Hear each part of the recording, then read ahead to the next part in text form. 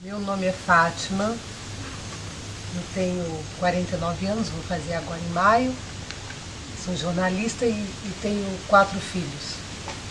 Eu estudo, eu gosto muito de estudar, principalmente história. Eu nasci em Curitiba, sou filha de uma família de classe média branca. Minha mãe do interior, um pai de origem operária. Meu pai lutou muito para se formar, enfim, fez lá sua faculdade, entrou para o exército. E a minha origem é essa, eu sou uma pessoa de classe média branca.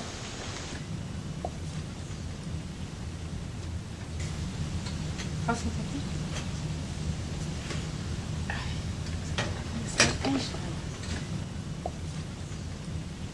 Meu nome é Márcia Martins, eu tenho 44 anos, mas ninguém diz. E a minha formação escolar, finalmente, consegui depois de 10 anos de uma faculdade sofrida, me carregando mesmo nas costas.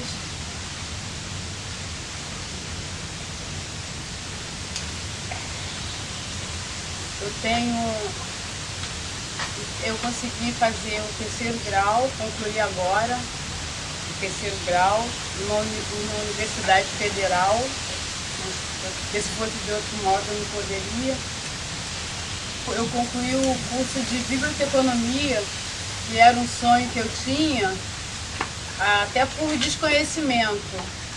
Minha fuga era nos livros. Quando eu descobri o mundo dos livros, assim, abriu um horizonte para mim, porque aí eu descobri que as histórias, coisas da vida que aconteciam, não era só naquele meu mundo lá do morro. Tinha, sabe, existia um outro universo de outras histórias, de outras pessoas, existiam os finais felizes. O meu sustento vem do meu trabalho. Eu sou funcionária da universidade, eu trabalho na Copa Qual universidade? Da UF, Universidade Federal Fluminense, e eu sou copeira do Hospital Universitário, o Antônio Pedro. Então, o meu sustento vem dali, mas antes disso, depois que eu saí de casa de família, eu já trabalhei no escritório de contabilidade, fazendo serviço externo. Eu era office girl.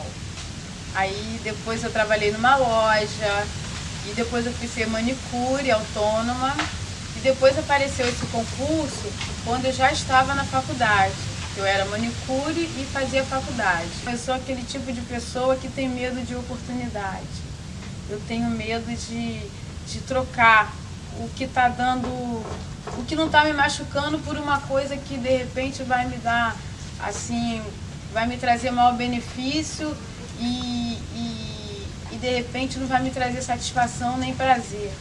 Por que eu falo, não vou fazer concurso para isso não, vai que eu passe. Mas não, é tipo, no fundo é assim, eu não vou fazer não vou passar. Eu acabei me interessando muito pela questão racial, acabei me interessando ao longo da minha vida política, acabei preocupada com essa discussão da superação do racismo, do preconceito no Brasil. Eu tenho posições hoje que as pessoas vão achar que são radicais, mas eu acho que não são, porque eu acho que eu sou até uma pessoa muito conciliadora. O fato de ter sido branca, nascido branca, de classe média, ter estudado, para mim foi uma coisa que me permitiu, vamos dizer assim, deixou menos feridas, menos sequelas, embora eu seja mulher, né?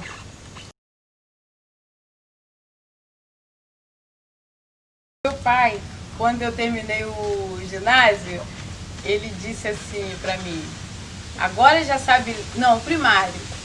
Aí eu disse, eu quero ir pro ginásio, eu quero estudar no Aureliano Leal. Aí ele disse, não, agora que você já terminou a quarta série, no caso eu ia fazer a quinta, né? Já terminou a quarta série, agora já sabe ler, escrever, agora você pode trabalhar em casa de família.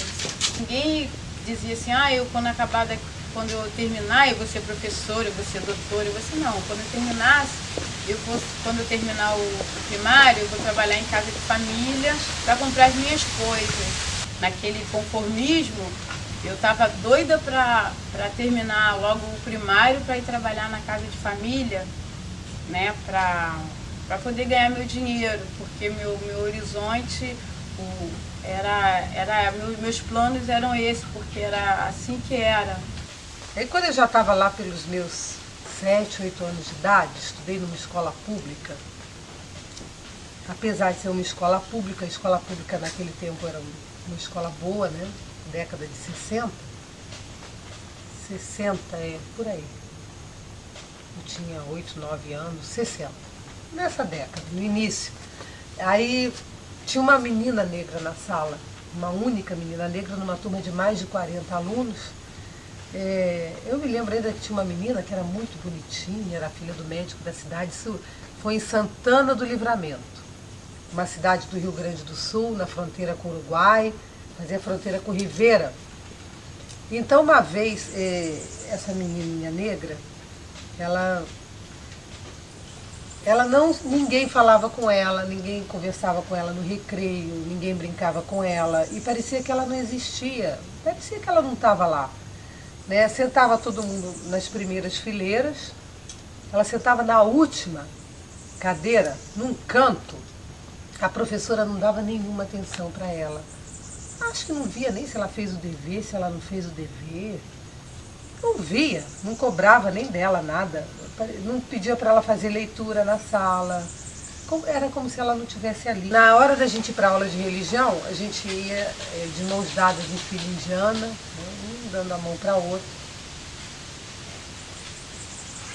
E eu sempre aprendi, minha mãe muito católica, que Jesus dizia que somos todos iguais, todo mundo tem que ser tratado com respeito, né? Enfim. Mas aí a menininha que era negra, a única negra da turma, ela ficou com a mãozinha assim, e ninguém tinha coragem de dar a mão para ela. Então eu estava lá atrás da fila, e o que vinha para dar a mão para ela, passava para trás, o outro passava para trás. Aí eu fiquei na boca da botija ali, ó. Ou eu dava a mão para ela também, ou eu passava para trás, né? Aquele negócio me chocou muito. Eu falei, pô, isso é uma aula de religião, a professora não faz nada? Não é pecado isso não? Isso para mim é pecado, né? Esse negócio de você não dar a mão, mesmo que seja pobre, doente, leproso, preto, branco, Jesus diz que tem que dar a mão, tem que fazer sacrifício, tem que se despojar, né, do orgulho, da vaidade. Eu achava assim, aprendi assim. E eu dei a mão para ela. Não porque eu fosse melhor do que os outros, mas eu me achava. Porque afinal de contas, eu dei a mão para ela. Minha avó, ela era lavadeira de uma casa aqui embaixo, né? Porque quando nós morávamos lá no morro, a gente olhava, o morro era muito alto, a gente olhava lá para baixo, via aquelas casas bonitas, então a gente falava assim, aquela casa lá é minha, aquela casa é minha. Aí cada uma tinha sua casa, que a gente visualizava lá de cima e via aquela casa bonita lá embaixo. Aí aquela casa é minha, aquela casa é minha. Aí cada um tinha sua casa. Aí minha avó lavava roupa nessa casa, então nós ajudávamos a carregar a trouxa de roupa, né? Então, quando nós chegávamos lá, então era uma casa, era que nem um castelo pra gente, porque tinha um portão cheio de coisinha assim, branco, e tinha um jardim, tinha grama, e tinha rosas, tinha uma janela grande e tinha uma escada que subia assim, aí era varanda, aí depois descia assim. Aí e tinha uma mesa igual essa daqui na varanda, com uma cadeira assim, com uma almofadinha. Aí era que nem um castelo, e uma porta assim que abria no meio, assim, aí a gente minha avó entrava, apertava a campainha, aí tinha um cachorro, chamava Rex, todo branco, grandão. Aí a dona Zeneida falava assim, espera aí fora porque o Rex não gosta de criança. Aí a gente esperava lá fora, aí ela fazia o hall, contava as peças de roupa que minha avó ia levar, conferia as que nós trazíamos e depois ela dava um saco de pão duro pra gente, que era a alegria, né? A maior felicidade, ganhar aquele saco de pão duro. E às vezes eles davam comida também pra gente. Já almoçou? Aí não. Aí dava comida pra gente. Aí a gente sentava lá na soleira, a gente nunca entrava. Aí quando a gente entrava, ela prendia o cachorro e a gente ficava na porta da cozinha, a gente sentava e eles davam uma comida pra gente, muito gostosa. Depois a gente ia embora e voltava na outra semana. E todo mundo queria ir junto, porque às vezes chegava lá, podia ser que tivesse uma coisa gostosa, às vezes tinha, que a empregada dava para minha avó. Aí depois a gente vinha e botava a trouxa na cabeça e vinha embora a pé. Uma vez eu estava atrasada para a escola e não achava a blusa. E lá fazia frio, a gente ia com a blusa da escola e casaco por cima. Eu não achava a blusa, peguei um casaco, o primeiro que eu vi. Era um casaco que não tinha botão. Então eu, para minha mãe não brigar comigo, eu fui sem blusa para a escola. Só com um casaquinho vermelho. Fechei o casaquinho e fiquei assim na aula. Na hora de escrever, escrevi assim. Porque se eu soltasse os braços, eu estava nua. Só estava com um casaquinho sem botão. E a professora falou, o que tem aí? O que está escondendo aí? Eu, nada. Era tímida, envergonhada, né? Daí ela falou, abre os braços. Aquela coisa meio grosseira, meio brutal. E eu chorando, que nem a menininha quando estava na fila, que ninguém dava a mão para ela. Eu fiquei igual. Eu chorando, uma humilhação horrível, um sentimento de inferioridade, uma coisa brava. Eu abri os braços e aí eu fiquei nua. Imagina, o que você ficar nua com 8 anos de idade, numa turma de 40 alunos, 50 alunos, coisa muito cruel, porque ficou todo mundo rindo de mim, né? Ficou todo mundo rindo e eu fiquei que nem aquela menininha negra, naquela aula de religião, chorando, totalmente desprotegida, totalmente sozinha, humilhada. Aquele foi um dos piores dias da minha vida, chorei a beça. E depois do recreio, sei lá, não me lembro em que momento, eu saí dali, porque eu estava envergonhada, né? E sentei do lado da pretinha, lá atrás, na última cadeira. Né? E eu olhei para ela, ela olhou para mim. Acho que foi a primeira vez que aquela menina teve companhia na escola. A primeira vez. Mas não foi porque eu era boazinha, como na experiência que eu dei a mão. Porque eu estava me sentindo ali São Francisco de Assis. Foi porque eu também tinha passado por uma experiência de humilhação, de exclusão. Só depois que eu fui saber aqueles casos que tinham acontecido na minha vida, até quando eu era adolescente, né, que aquilo era racismo, só que eu não tinha essa maldade, essa malícia de achar que era racismo, né? Aí agora assim as coisas assim que aconteceram mesmo, que eu senti que era e que eu tive reações, né? Teve muitos casos, mas aí os que eu me recordo assim mais que eu sempre conto até, né, quando o assunto é esse, é de uma cliente minha que o porteiro não quis deixar eu entrar. Eu fazia unha aqui em Caraí, dessa cliente, o porteiro não quis deixar eu entrar pelo elevador social. Então eu achava assim, puxa, agora, já que eu posso entrar pelo elevador social, eu quero entrar pelo elevador social. Então eu resolvi que eu ia entrar pelo elevador social, eu sempre entrava pelo de serviço.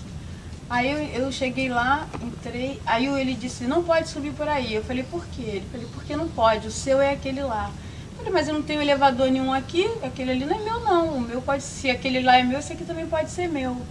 Aí ele disse, mas não pode passar por aí. Aí eu disse assim, você pode chamar a Márcia para mim, por favor, e dizer ela que é a Márcia que está aqui? Aí nesse prédio eu já entrava direto. Aí, então ele telefonou e avisou que eu estava lá e que eu queria falar com ela. Aí eu disse para ela, Márcia, o porteiro não quer deixar eu subir pelo social. Aí ela disse assim, até então eu era assim o máximo para ela. Ela disse assim, ih, não liga não, ele não deixa nem eu passar com o meu cachorro por aí. Vem pelo outro que ele é assim mesmo. Aí eu falei, então tá, tchau. E fui embora e não voltei mais. E teve também outro caso de um porteiro que eu fui fazer a unha pela primeira vez. E o outro disse, você não vai passar por aqui mesmo. Ficou aquele bate-boca, aí eu interfonei para a cliente foi e disse para ele, você mande a dona Márcia passar por onde ela quiser. Aí o nome dela não é Márcia, é Dona Márcia. E não tem nenhuma escurinha embaixo não, tem Dona Márcia que está embaixo. Aí depois ele começou, morrendo de ódio, todas as vezes que eu ia lá, Dona Márcia está aqui embaixo. Aí eu comecei a passar pelo de serviço, porque acho que era... Aí eu pude escolher, né? Eu queria só poder escolher. O que eu acho mais irônico é que todas as pessoas que me barram nos lugares, nos prédios, nos lugares que eu vou, nos aeroportos, né? No aeroporto, que me barrou no aeroporto, eram todas negras, sabe? Eu acho que eles devem fazer com eles também devem ter o limite de até onde eles podem ir. Então eles querem dizer para mim assim, olha, nós só podemos ir até ali, até esse limite. Não era? E fora as pessoas que me perguntam, né, me pedem para eu arranjar para entrar na faculdade, né, para arranjar, para falar com a pessoa que me colocou na faculdade, né? Aí eu disse, mas eu fiz vestibular. Mas como é que você passou para uma federal? Tipo assim, qualquer branco que passasse para federal, você sente que ninguém ia perguntar como é que passou, sabe? Não é nem por ser pobre, porque tem branco pobre também. Foi aí que eu comecei a querer, sabe, a ficar inconformada com o racismo. Eu comecei a conhecer o racismo, sabe? Porque o racismo não é só a pessoa te recebe dentro da casa, tá? Mas eu tive uma cliente que o meu copo era separado, sabe? O meu copo era separado. O deles era daquele tchan e o meu era de geleia. Aí isso é uma forma de racismo, né? O copo do preto, né? Aí não fui mais também, aí comecei a reagir, porque antes eu me conformava. Quando o porteiro mandava entrar por trás, eu entrava por trás, porque era por trás que eu aprendi que a gente devia entrar. Tá? Quem te ensinou? Minha avó. Quando eu aprendi que eu podia entrar pela frente, porque eu não sabia que eu podia entrar pela frente, quando eu aprendi que eu podia, aí eu falei, vou experimentar, vou ver se na prática é assim mesmo que funciona. Aí eu fui vendo que tinha que guerrear, mas que dava para passar. Aí eu fui passando. A gente nasce racista no Brasil, nasce com preconceito, nasce achando que ser negro é feio, não é bom. Eu, quando era pequenininha, quando eu tinha uns 3, 4, 5 anos, eu tenho uma boa memória para as coisas do passado, eu me lembro ainda que minha mãe dizia assim, olha, não fica do sol, não toma café, se ficar do sol vai ficar preto. Eu corria para baixo da barraca. Não toma café porque vai ficar preta. Então, ser preto, ser negro, eu acho que a gente já nasce assim, achando que ser preto, ser negro, é um castigo, é uma ameaça, é uma coisa ruim. Porque quando minha mãe dizia assim, corre para baixo da barraca, senão você vai ficar preta, olha que você vai ficar preta. Era meio assim, olha que você vai pro inferno. Olha que você vai ficar feia. Eu corria para a barraca, eu não entendia muito bem o que ela estava dizendo. Mas eu corria pra barraca, né? Gente, tem que parecer branco para você ser bonito, para você ser aceito. Fizeram a coisa de um tal jeito que o branco é bom, o preto é ruim. Quanto mais claro, mais belo, mais inteligente, mais perfeito. Os anjos são lourinhos, têm olhos azuis. Deus é machão, de barbas. Não?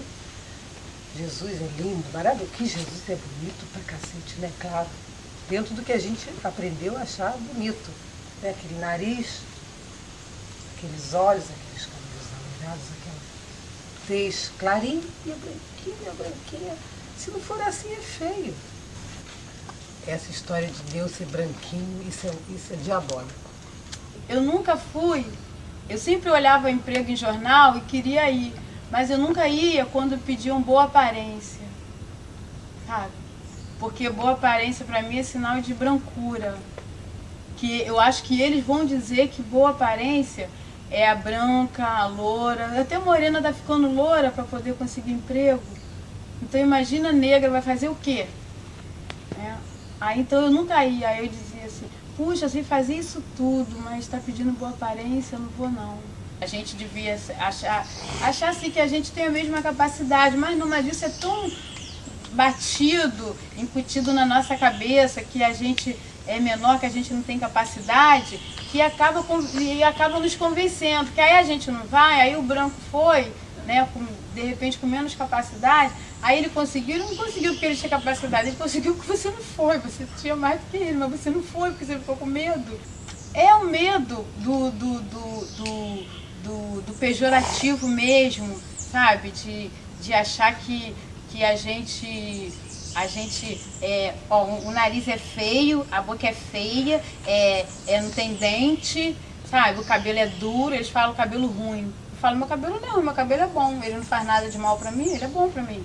Então meu cabelo é bom, meu cabelo é crespo, ele não é ruim, é cabelo ruim. É que o branco que é o legal, o branco é que tem status, sabe? Até andar do lado deles, sabe? Já te dá status, sabe? Puxa, um preto namorando uma branca. É engraçado que agora a branca que namora o preto, quem fica com status é ela. Antigamente não. Ele que ficava com status. Esse negócio de questão racial não teve muito presente na minha vida durante muitos anos, até que eu me apaixonei por um homem negro. E quando eu namorei esse rapaz,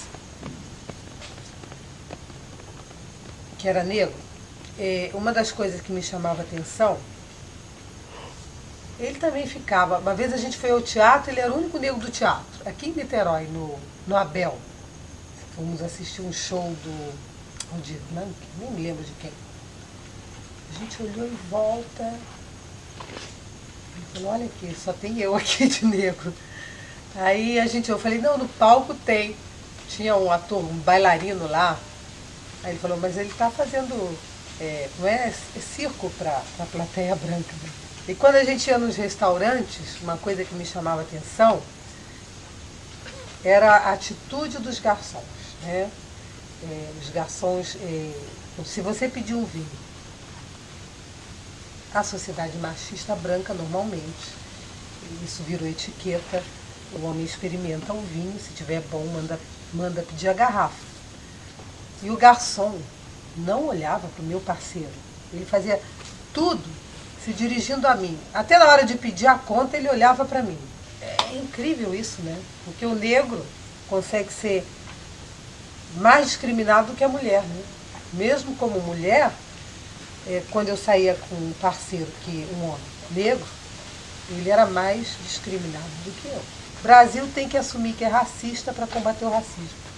Perto de mim ninguém fala mais, sabe? Porque eu conto minhas histórias, o que eu faço com os porteiros, o que eu fiz. Então, quando eu já falei para uma cliente que eu não vou mais na outra amiga dela, porque o porteiro não deixou eu entrar e ela acatou a ordem do porteiro, aquela já não vai fazer mais, sabe? Então é tipo, estou mandando um recado para ela.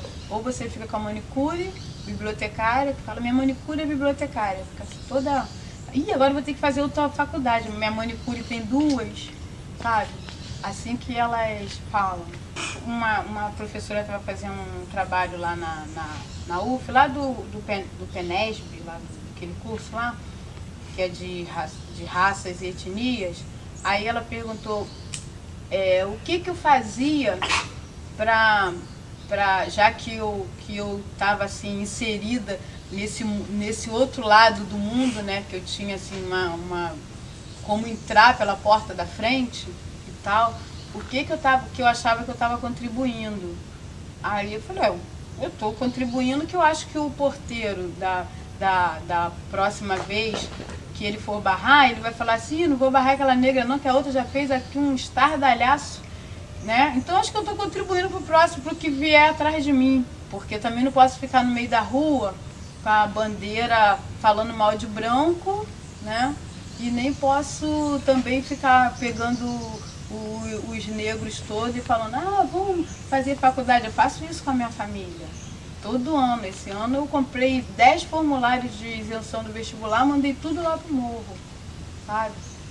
Pra ver se... Porque tem gente lá com 2º grau trabalhando em casa de família, passadeira de casa de família. O racismo, tem gente que nega. Tem gente que acha que a gente não é racista, que isso é coisa do passado, que o racismo é um tema que não faz sentido discutir. Eu penso que não. E o racismo, ele é um fenômeno muito... Ele nasce junto com a modernidade. E ele tem sido, ao longo desse tempo histórico, uma técnica, uma tecnologia a serviço da dominação. O que acontece? Para a gente dominar o outro, seja uma pessoa, uma cidade, um povo, um país, é necessário que o dominador, num certo sentido, esteja em paz consigo mesmo, esteja em paz com a sua consciência, possa se olhar no espelho e se sentir uma pessoa de bem, uma pessoa do bem, como se costuma dizer hoje. E, por outro lado, o dominado tem que sentir que a dominação que pesa sobre ele, de alguma maneira, é legítima. Você tem que capturar as pessoas pela consciência, inclusive o dominador.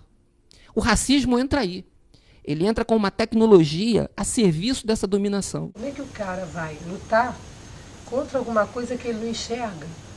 De vez em quando eu dou uma palestra sobre racismo, as pessoas não aceitam de jeito nenhum que o Brasil é racista, não aceitam. Quem parte para a porrada é quem tem o chicote, quem tem as armas. Quem tem o chicote, quem tem as armas, é o homem branco.